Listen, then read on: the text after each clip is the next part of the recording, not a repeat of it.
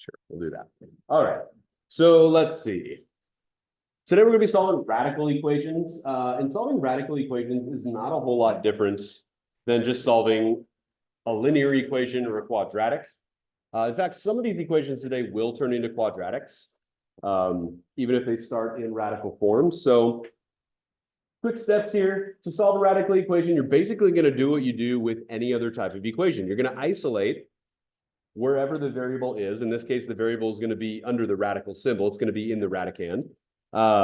If you need to. Some of the problems you don't need to, some of them you will. Then you're going to raise each side of the equation to the same exponent to eliminate the radical to obtain a linear, quadratic, or other polynomial equation. Basically, whatever's left over in the radicand is what you're going to be dealing with after that. Then you're going to solve the resulting equation using techniques you have learned in previous chapters. That third step there is very broad. It's very open-ended, like just finish solving kind of thing, because it could be a linear, it could be a quadratic that is left over. And so you might end up with one solution or no solution or two solutions, depending on what type of problem you have. So going back to something that we talked about near the beginning of the school year, the word extraneous solution. Does anybody remember what this means? Extraneous solution? We're going to give ourselves a quick definition here, a reminder about what that means, in case you don't remember. I'm not seeing anybody like, super excited about answering this one. So I'll remind you. An extraneous solution is an answer that does not work with the original equation.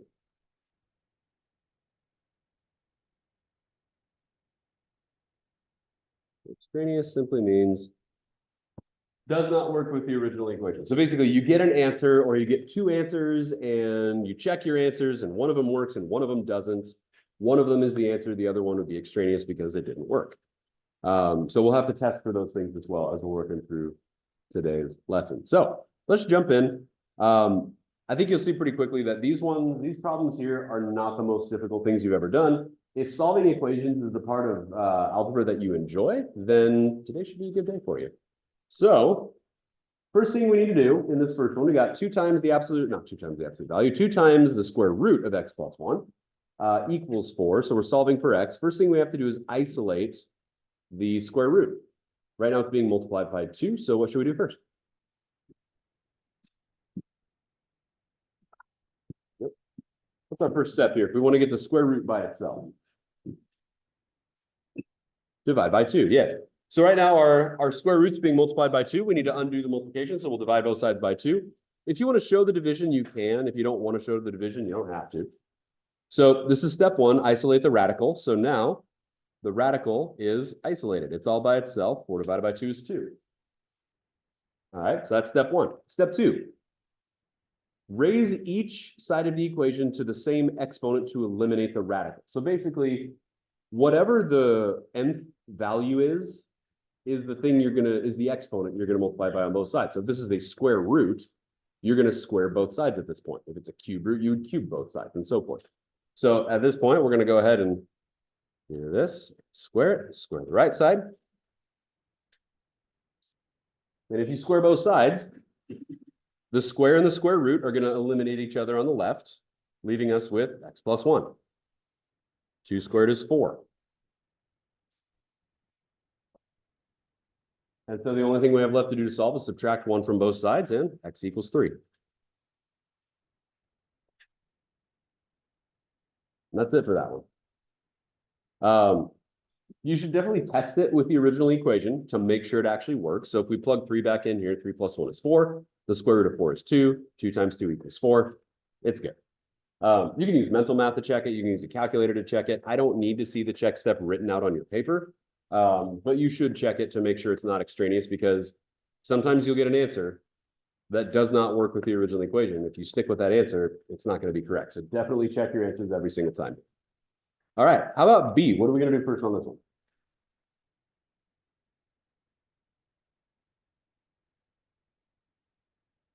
Plus 1? I think I heard that. Yep.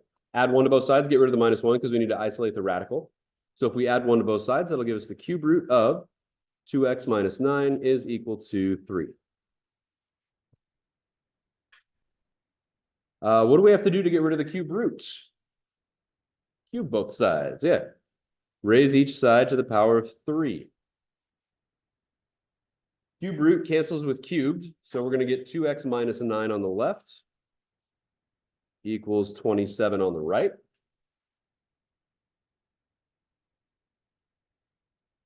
Two steps later, go ahead and finish this one up.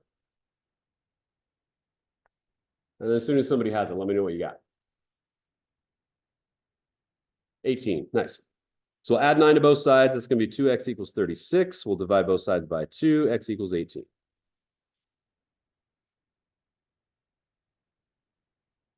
And we're going to check to make sure this actually works, because otherwise we need to cross it off. Any questions on the process here so far? Hopefully this feels mostly just like solving a regular equation, because for the most part, that is what we're doing. 2 times 18 is 36. 36 minus 9 is 27. The cube root of 27 is 3, and 3 minus 1 is 2. So checks out. Do C and D on your own. See what you get. I'll get attendance out of the way, and we'll move on to the next page. Now, if I recall, it doesn't get a lot more complicated than what we're doing right now. It's not too bad. We will solve some quadratics, but I think we're good with that.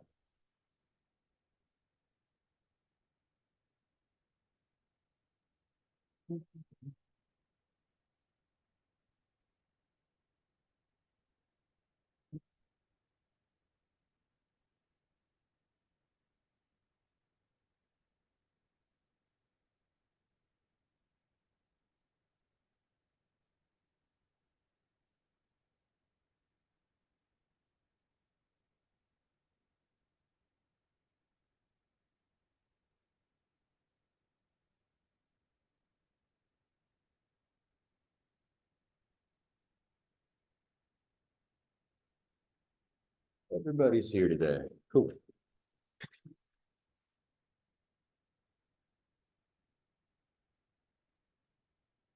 Yeah, go for it.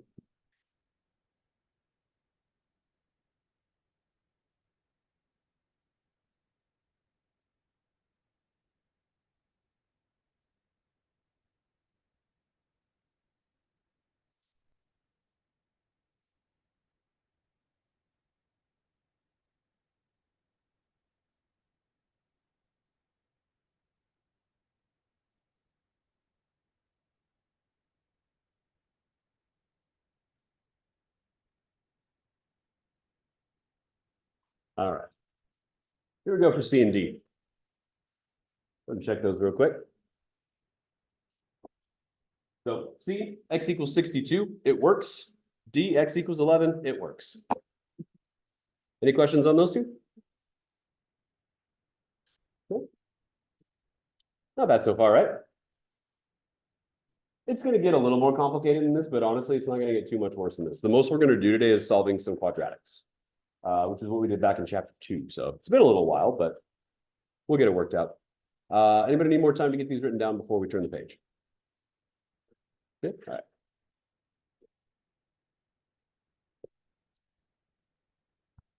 Cool. All right, flip it over and let's take a look at our word problem.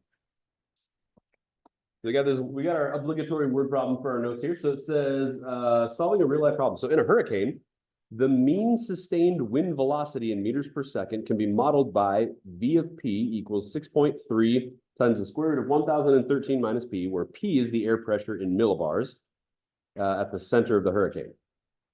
Estimate the air pressure. Estimate the air pressure at the center of the hurricane when the sustained wind velocity is 46.2 meters per second. All right.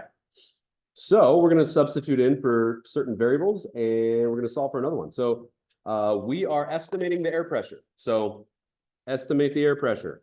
So basically solve for P when V equals, or V of P equals 46.2. So this here is V of P and air pressure itself is P. So we have to solve for P when V of P equals 46.2. So let's go ahead and plug those in and solve. So we're going to get 46.2 46.2 is equal to 6.3 times the square root of 1013 minus P. I'm gonna need a calculator for this one.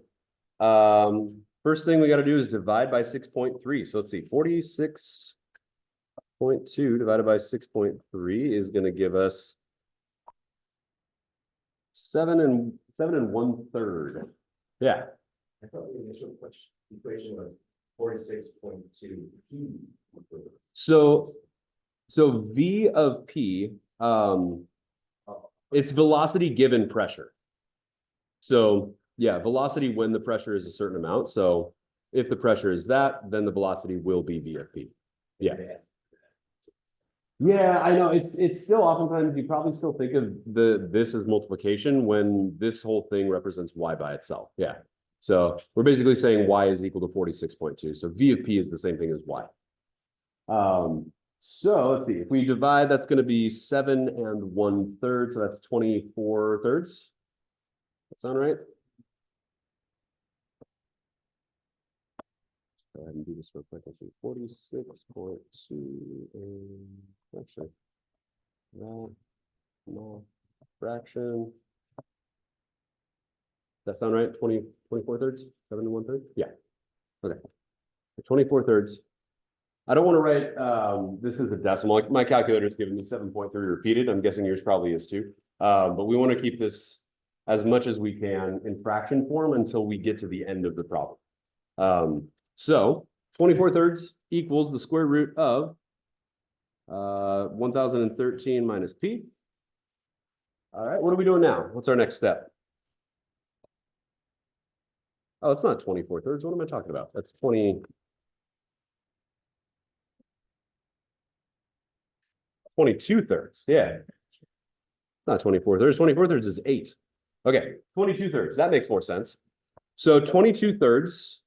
And then we're going to square both sides now. So if we square both sides, I'm going to get 22 over 3, and then we are going to square that.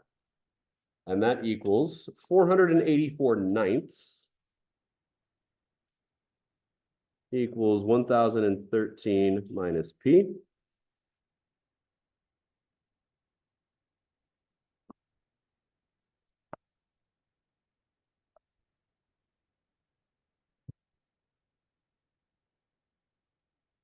From there, we need to subtract 1013 from both sides. And that will give us negative 8,633 ninths equals the opposite of P.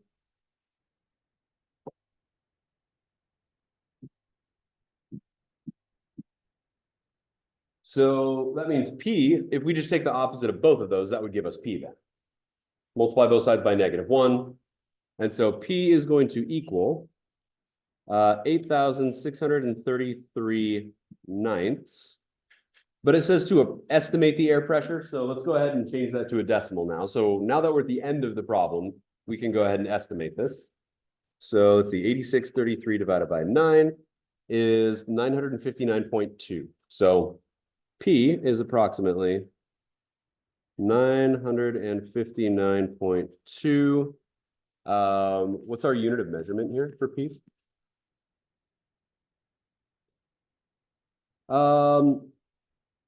It's not pounds per square inch. No, it's millibars. Yeah, right there.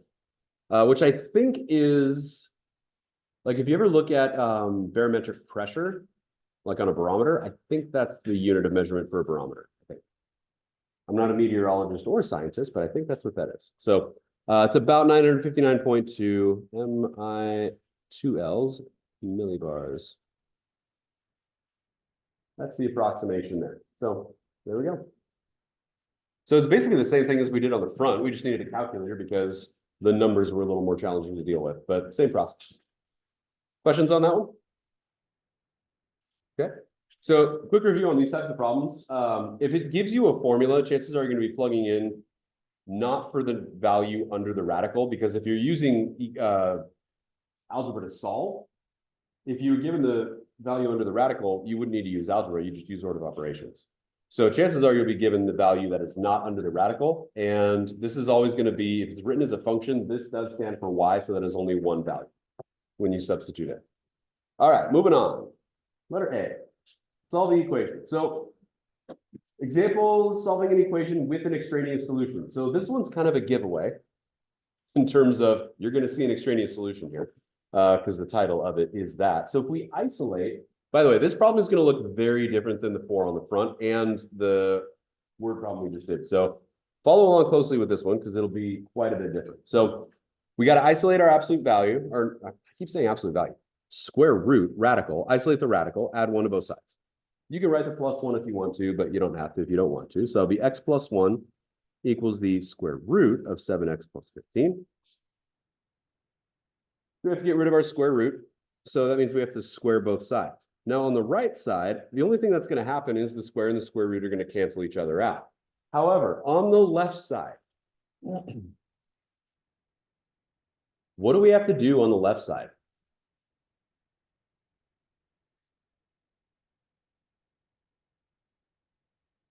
We will do that, but it's also more than just that because x plus 1 squared. Would you agree that x plus 1 squared is the same thing as x plus 1 times x plus 1? That's what squared means, right? So what process do we have to use to multiply this out? FOIL. We got to FOIL that. So if you FOIL it, first, outer, inner, last. First is x squared. Outer is x. Inner is x. Last is 1.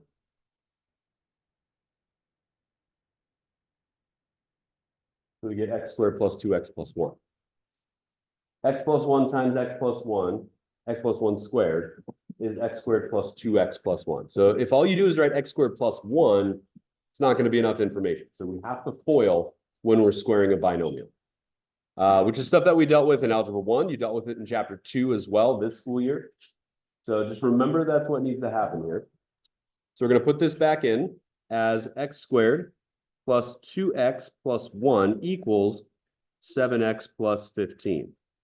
So now, all of a sudden, we're dropped back into Chapter 2 / end of Algebra 1, and we have to solve a quadratic.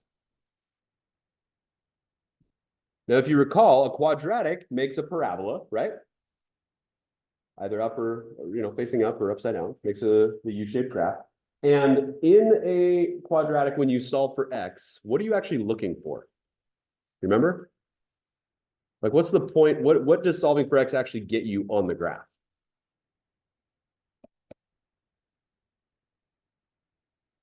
What part of the graph?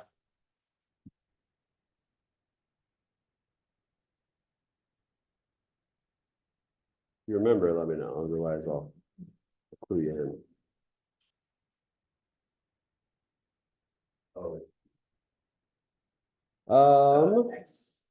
There it is. Yeah.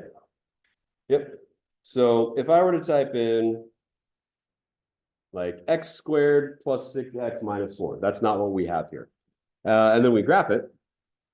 If you solve for x in a parabola, what you are doing, or you solve for x in a quadratic equation, what you're doing is you're figuring out the x-intercepts. You're figuring out where x crosses the x-axis, or where the parabola crosses the x-axis. What are the x values when that happens? Oftentimes, there are 2 of them. Sometimes there's 1, sometimes there's none. But the reason why I'm bringing this up is because what is the y value when when the parabola crosses the x-axis? What's the value of y? It's 0, right? Because it's not above or below, it's on the x-axis. And if it's not going up or down, that means it's got to be 0 for the y value. So all that to say, in solving a quadratic, what does the whole thing have to equal in order for us to solve for x? 0. We have to set it equal to 0. And the reason why we set it equal to 0 is because we're figuring out what are the x values when y is equal to 0. What are those x-intercepts? So we're going to subtract 7x and 15 from both sides. So that's going to give us x squared. 2 minus 7 will be minus 5x. 1 minus 15 will be minus 14 equals 0. Now we're going to solve that. The first thing that we can do is we could look to see if this is factorable. two numbers that multiply to negative 14 and the same two numbers that add to negative 5. Which that is factorable. What is it? Yeah, 7 and 2. One of them's got to be negative though, because if you're going to multiply to negative 14, you have to have a negative. And if it's going to add to negative 5, which of those two is going to be negative? The 7, yeah. So we're going to have x minus 7 times x plus 2 equals 0. Cool. By the way, you're welcome to just use the quadratic formula if you want to. So if you would like, because you can always use the quadratic formula. So if you want to use the quadratic formula,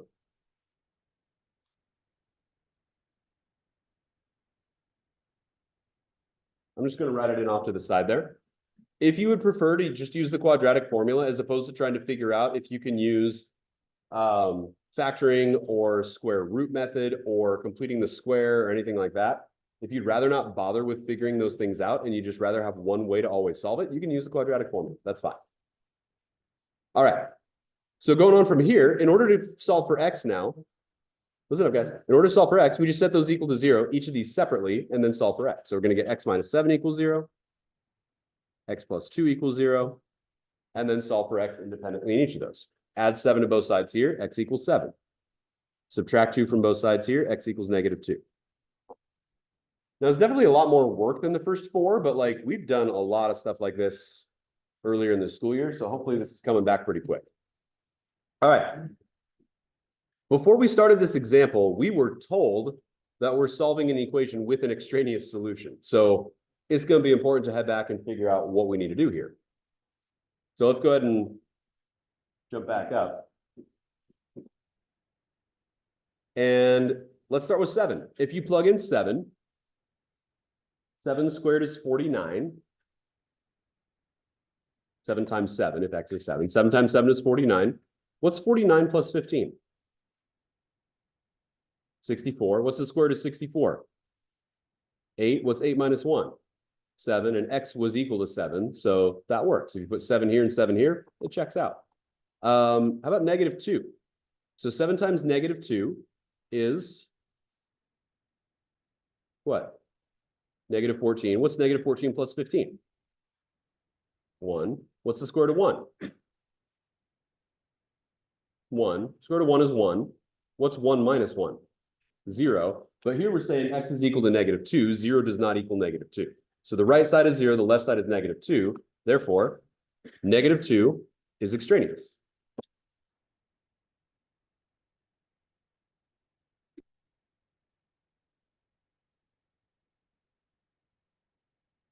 I also want you to think about this for a second. What does, listen up real quick. We saw this on our test and in section 5.3. What does the graph of a square root look like? Because that's what this is. This is the square root. What does the graph of a square root look like? Looks like this, right? Or if you flip it upside down, it looks like that. What's the maximum number of x-intercepts you could possibly have if a graph kind of does this? It's not going to go back down. Or if it goes like this, it's not going to go back up. So how many places could it possibly cross the x-axis if it does? Yeah, just once. So having two answers, two x-intercepts for a square root, not likely. I hesitate to call it impossible, but it's not going to be likely. It's probably impossible, but I don't know the proof for that, so I'm not going to say it. So if you can think about it logically too, and if you want to type this in, you know, if we were to graph this, we could graph it. So let's go back to y equals real quick. The only thing we need to do to graph this is move the x over to this side. So we could just say the square root of 7x plus 15. Bring the x over, so minus x and then minus 1. That's what it looks like if we move everything over. So if we graph that, there it is. Kind of cool. It's like a square root, but it's been like tilted. And you can see here, that's our intercept at 7. And we definitely don't have one at negative 2. So that's it. So I hesitate to say that you're going to have that you could have two x-intercepts, but I guess you could have two x-intercepts because if this thing gets moved down this way a ways, this part could curl over on this side and this part could go over there too. So you could have two x-intercepts, but might not be super likely. All right, let's keep going. This one, it looks like it tells us the answer. Let's go ahead and prove it. So, problem B. Let's take a look at B.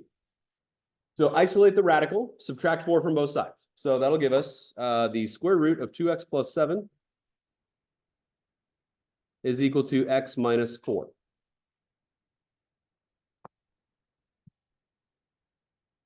What's our next step? Square both sides. All right. So that's 2x plus 7 equals, if we square both sides, what do we get on the right? Yep. Yep. Good. X squared minus 8x plus 16 is on the right. If you want to write out the FOIL, do that. Combine the like terms in the middle, feel free. There is a shortcut to multiplying out a binomial, squaring a binomial, and you can use it to do this as well. Does anybody not know what the shortcut is for squaring a binomial? If you don't, let's see, a minus b squared equals a squared minus 2ab plus b squared. There you go. That's for subtraction. For addition, like the one that we had up top, you're using it for the one up top, then it's a plus b squared is equal to a squared plus 2ab plus b squared. So square of a binomial has a shortcut to it if you want to use that, or you can just use FOIL. It's up to you. All right. Let's keep going. Get everything equal to 0. This time I'm gonna make 0 on the left because I'm just gonna take away the 2x and the 7 to get everything over here. So it'll be 0 is equal to x squared, negative 8 minus 2 be minus 10x, 16 minus 7 is 9. That one's factorable too. You could use quadratic formula, that's fine, but this one also factors. What two numbers multiply to positive 9 and add to negative 10? What is it? Yeah, 9 and 1, both negative. So x minus 9 times x minus 1. So if we solve for x here, set this equal to 0, solve for x, that means x equals 9. Set x equal to 0, solve for x equals 1. Now it tells us off to the side that x equals 9 is the only solution. It told us that before we started this process. So we can definitely use 9 here. That's going to work. Let's find out why 1 doesn't work though. So if we plug in 1, 2 times 1 is 2, 2 plus 7 is 9, square root of 9 is 3, 3 plus 4 is 7. Over here, that's not 7, that's 1. So yeah, it doesn't work. Or if we use 9, 2 times 9 is 18, 18 plus 7 is 25, the square root of 25 is 5, 5 plus 4 is 9, x equals 9. So yeah, that one's good. All right. So those are our 2 types that we've seen so far. Any questions before we move on to the last couple of problems? Because I think there's only 2 or 3 left. Yeah, just 3 more problems. Nice quick day of notes today. Questions? Yeah. All right, flip it over. Moving on. All right. Now, sometimes you end up with 2 radicals. So, now there's a little note here. It's actually easier to do these when everything on each side is under a radical. Because if everything is under a radical on both sides, all you need to do to start off is square both sides. And then you end up with a very normal looking equation. You get 2x plus 5 equals x plus 7.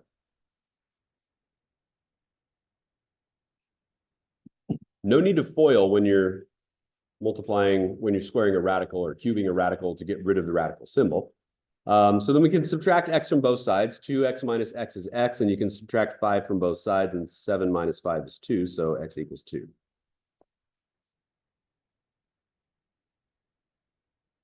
That's the whole thing.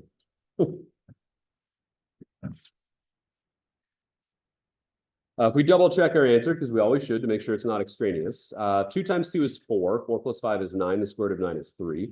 Over here, we've got 2 plus 7 is 9, the square root of 9 is 3. So, checks out. X equals 2. Both sides end up square rooting to equal 3. All right.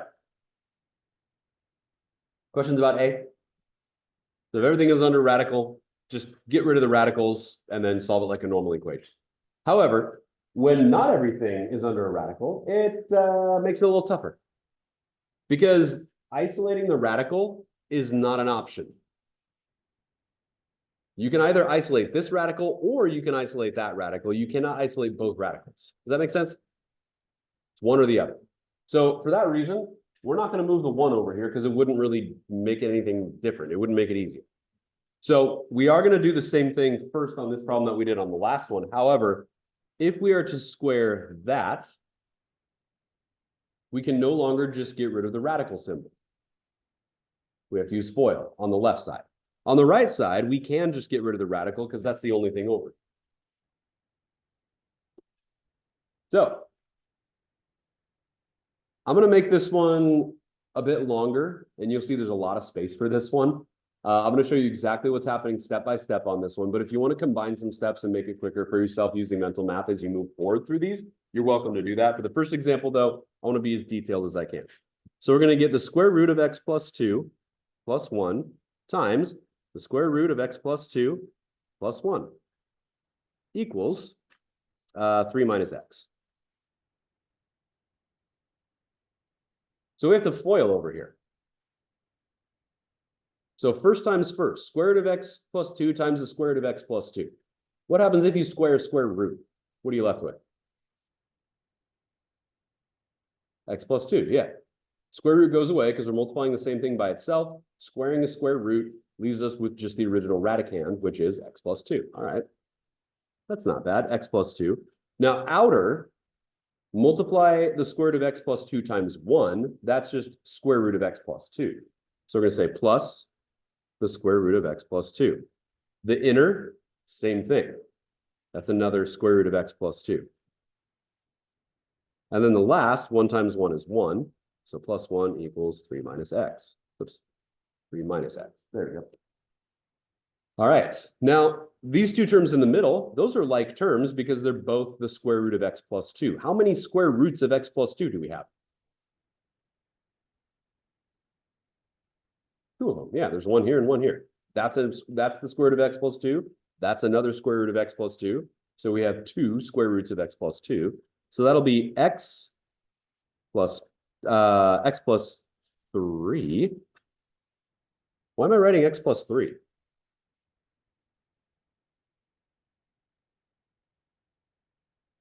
There's a 1 over here. And 2 plus 1 is 3.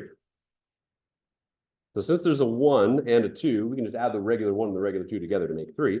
Plus 2 times the square root of x plus 2 equals 3 minus x. All right. Now, we have to isolate the remaining radical and then do it again. Square both sides again. Because, well, here we go. Square both sides. Multiply carefully when you do that, FOIL. I'll just draw an error to that, FOIL. Multiply carefully, FOIL. Solve for the radical. So isolate the radical. That's what we have to do now. And then you have to square again, and then you have to solve for x. Because when you square a radical plus an integer, you are still left with a radical because you have to use FOIL, which means we do have to square this again before we can actually figure out what x is. So now let's go ahead and isolate the radical. 3 plus 2 is 5. And then if we subtract 5 from both sides, what number does that give us over here? What's 3 minus 5? Oh, wait, we can't add those together. You can't add 3 plus 2 here. Sorry, I forgot that was attached. So we can't add 3 to both sides. We can subtract 3 from both sides, though. So it's going to be 2 times the square root of x plus 2 equals negative 2x. Because if you subtract 3 from both sides, the 3's are just going to cancel out. So I'm just going to cross those off.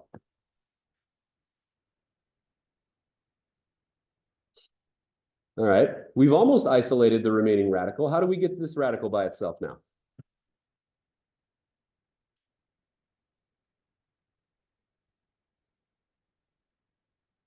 Divide by 2, yeah.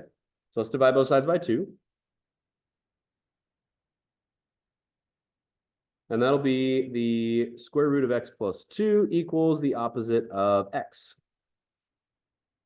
All right. Getting close. It's gotten a lot smaller. There's not much left. But now we have to square both sides again because we still have to uncover this x. It's like an archaeology dig, you know? You find something only to uncover something else. All right, square here, square that whole thing. So then we're going to get x plus 2 on the left equals opposite of x times opposite of x is positive x squared. Because we still have a quadratic, we need to move the x and the 2 over to the right-hand side to make this thing equal to 0. So subtract x and subtract 2. That'll be x squared minus x minus 2. We're getting close now. Are there 2 numbers that multiply to negative 2 and add to negative 1? In terms of factoring. You could use the quadratic formula as always, but if it's factorable, it's usually a little quicker. Negative 2 and positive 1. Cool. So 0 equals x minus 2 times x plus 1. So then our 2 values for x are going to be, if we set this equal to 0 and solve for x, that's x equals 2. If we set this equal to 0 and solve for x, that's x equals negative 1.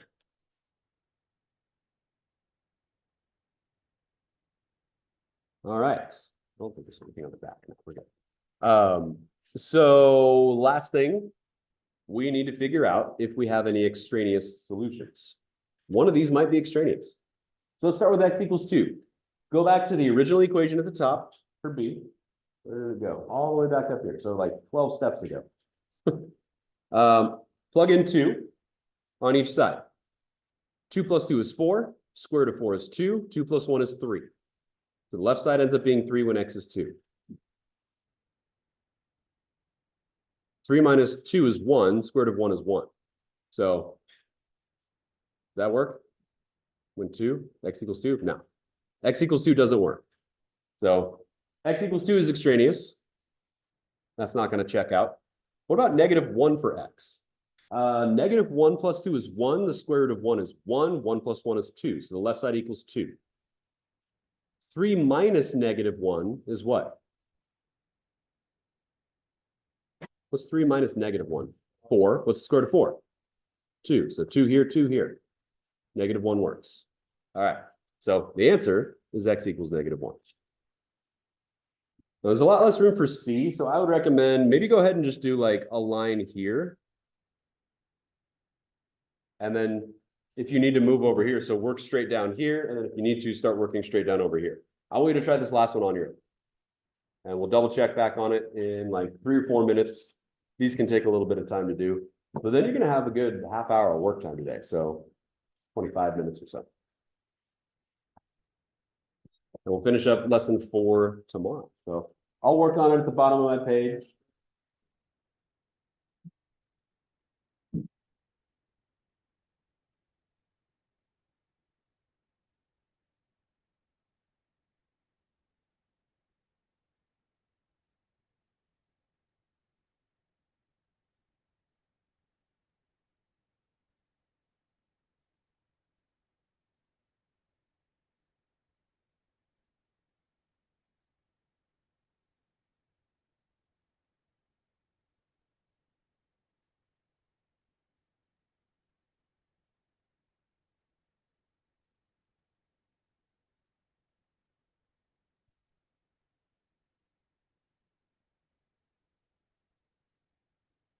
Yeah. Go ahead.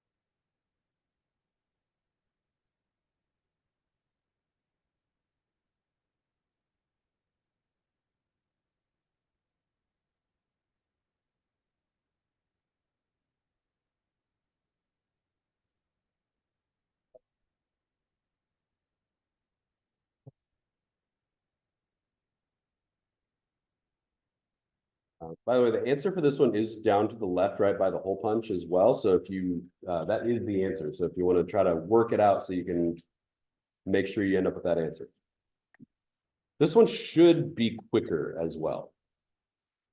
For one really big reason that you find out on like the third or fourth step.